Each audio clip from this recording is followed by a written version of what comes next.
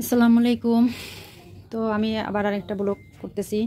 আসলে এটা হচ্ছে আমার গ্রামের বাড়ি, আর মা যেখানে থাকে, আর এটা আমার জীবনের সাথে জড়িত আছে। কীরকমের সেটা বলি। কারণ হচ্ছে এটা আমাদের খাট আর কি, নর্মাল ভেঙে চুরেও গেছে আর কি। অনেক আগের বছর 2004 সালে বানানো হয়েছে, তো অনেক বছর হয়ে গেছে না, খুঁড়া টুড়া কিচ্ছুই না একবারে। এই যে খুঁড়া, খাটের যে খুঁড়া, তাতে কিন্তু ওই যে দেওয়া বান্দা আর কি, প্লাস্টিকের বোতলের মুখ কাটতে তারপরে বেঁধে রাখছে। তো আসলে এটা খুবই রিস্কের বিষয়, কখন না কখন ভেঙে পড়ে যায়, আসলে বলাও যায় না। তবে এটা ঘুমাইতে গেলে আসলে অনেকটা রিস্কের মধ্যে পড়ে যায়, কখন না কখন ভেঙে যায় আর কি। তো ওমা, বিছনার চাদরে কি করছো তুমি? ওই ধুয়ে গেছিলাম ঢাকা বাস্কর এই খালের উপরে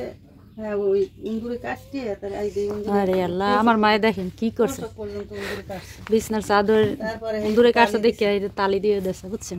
দেখেন কি গরিবের জীবন আর কি, এটাই বুঝছেন। এই যে আমার মামার শাড়ি, তারপরে হচ্ছে এই আর কি আমাদের ফ্যান, এই যে পাড়াতন আর কি, বুঝছেন? আমাদের তো কাঠের বাড়,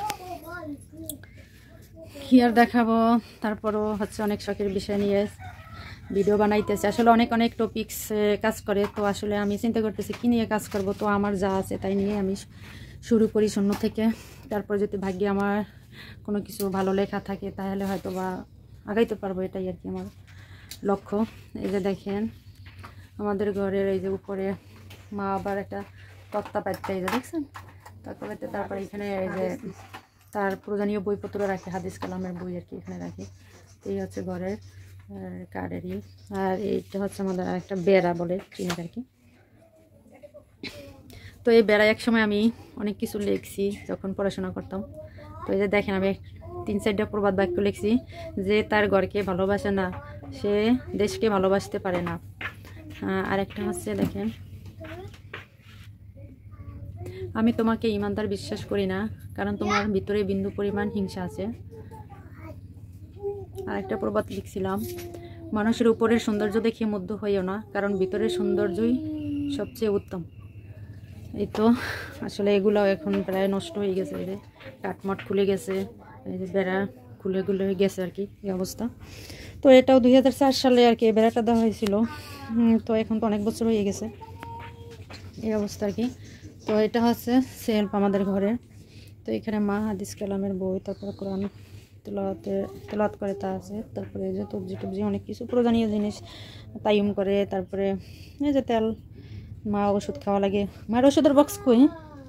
এই তো, তোমার তো অনেক ওষুধ খাওয়া লাগে তাই না?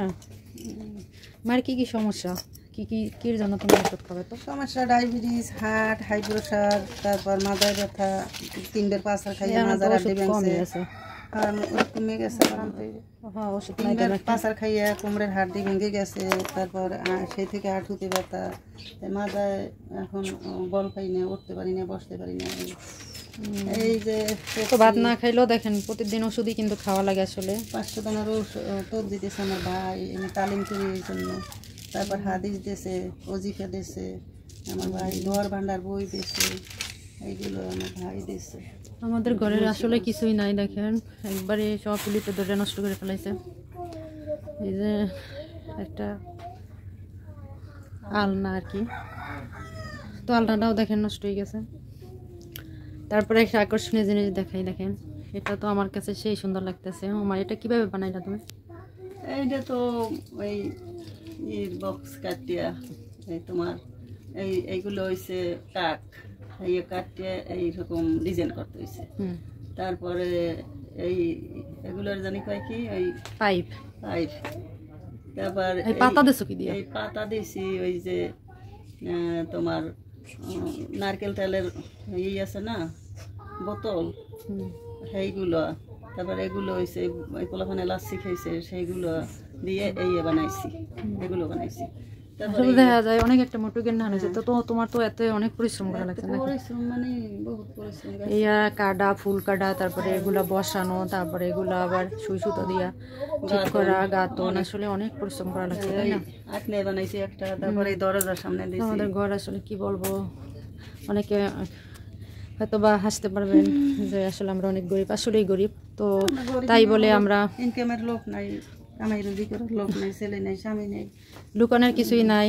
তো আসলে গরিব বলে কি আমরা মানুষ না আসলে। যাই হোক, এই যে দেখেন আমাদের ঘরে বললাম না অনেক জায়গা কম।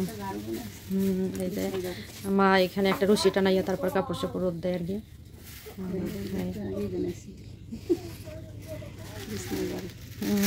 এই যে দেখেন এটা এটা বানাইলে কিভাবে?